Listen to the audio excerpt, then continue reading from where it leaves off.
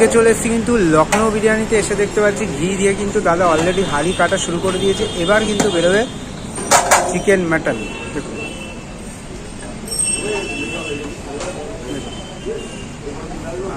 দুর্দান্ত, আর দুর্দান্ত কিন্তু ঘিয়ের একটা স্মেল ছেড়েছে।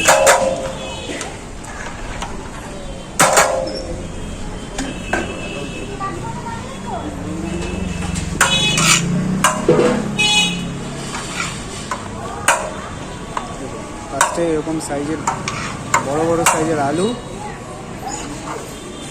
Leg piece. এখানে দাঁড়াবি, করতে যাবি না। এখানে কি কি কাজ করতে হবে এখানে দাঁড়িয়ে থাকবি।